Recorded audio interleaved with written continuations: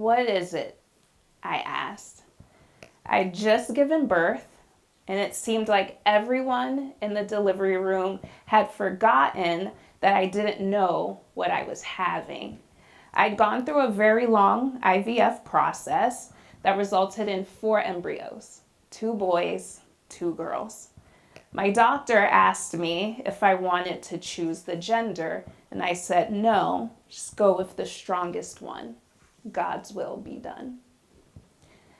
It's a girl, someone shouted. A girl? And it was at that moment I wish I had a mirror, not to watch the baby as it came out, but to see the look on my face and the shock. I have a daughter? See, I'd always wanted a boy first. I felt like I would be the perfect boy mom. I work in sports. I'm obsessed with baseball.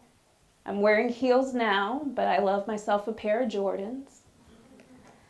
And now, here I am with a daughter, and I was scared. I wasn't just terrified of raising a daughter.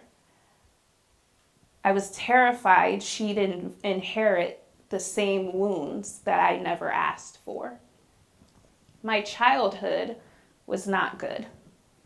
My parents were drug addicts, and I was eventually placed in foster care. And it was a very lonely way to grow up. Having never truly felt love, I questioned if I would ever have the ability to love. But despite that, I knew in my heart that the thing I wanted the most was to be a mom. To do it the right way. To build the dream life, the picture-perfect family. When I was diagnosed with infertility at 37, it became another blow to a life that had been filled with disappointment, abandonment, and pain. To the outside, I had it all together. I was thriving in my career, had great friends. But inside, I was spiraling.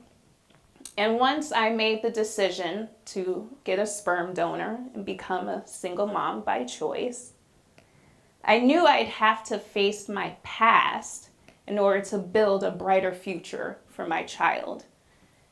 And in taking ownership of my fertility, I had to take ownership of my healing.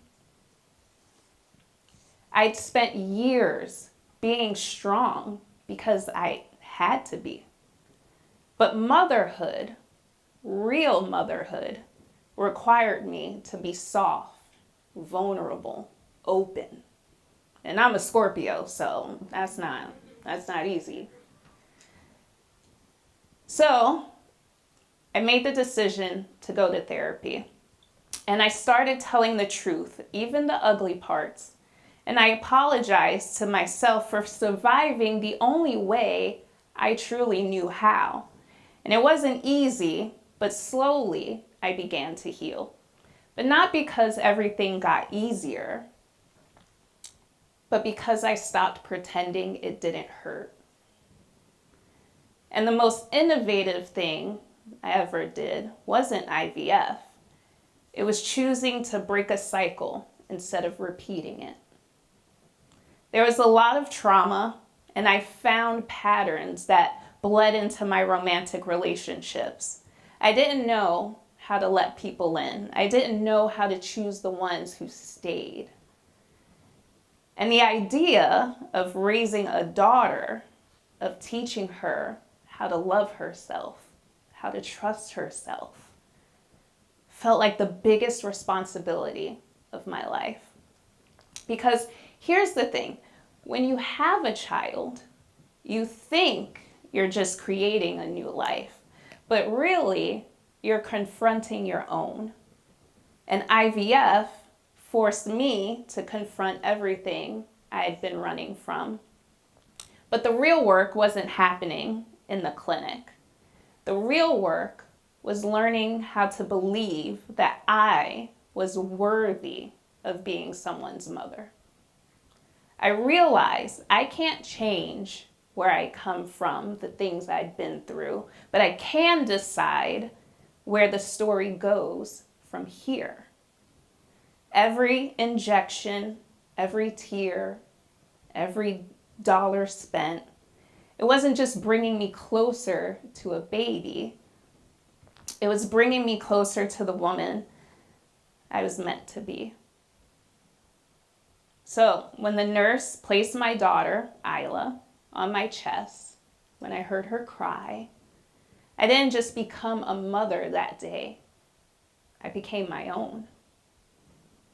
Becoming a mother wasn't the finish line, because healing doesn't magically appear the moment you hold a baby. Healing happens in the everyday choices we make.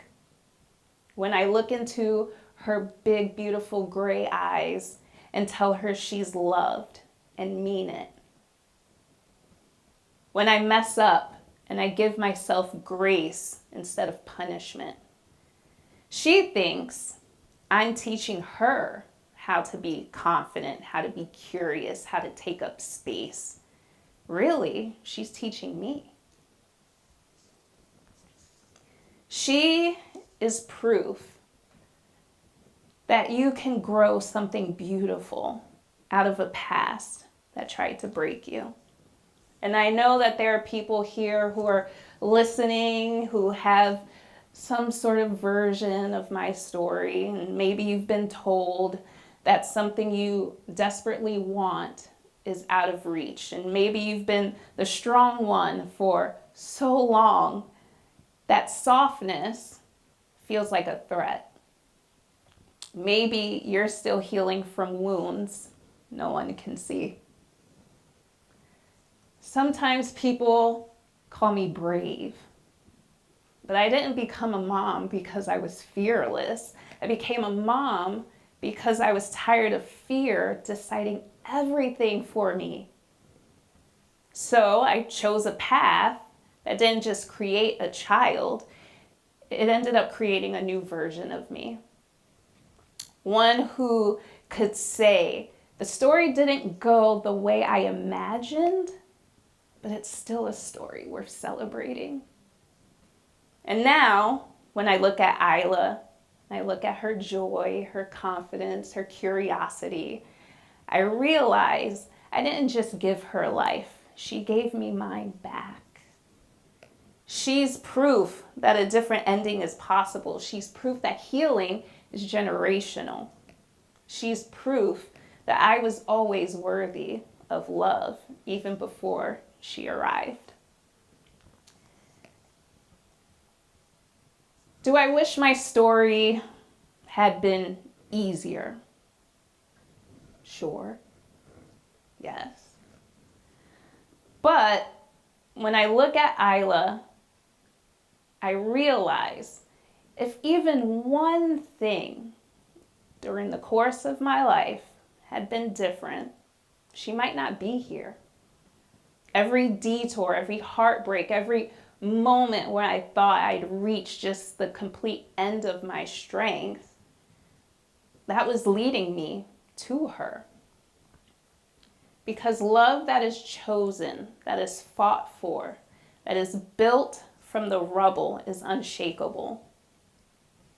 So, if you are right now sitting in your own story of waiting or loss, fear, uncertainty, if your path looks nothing like you planned, please hear me. You are not behind. You are becoming. You are becoming the person who will one day look back and say, the moment I thought everything was falling apart was actually the moment I was being rebuilt. I went from living a life of why me to what now? And that's the question that changed my life.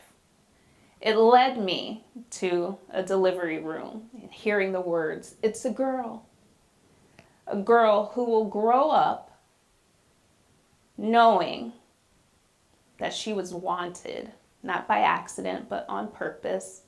A girl who will never have to doubt whether she is loved. A girl who turned a story of survival into a legacy of healing. She is my innovation.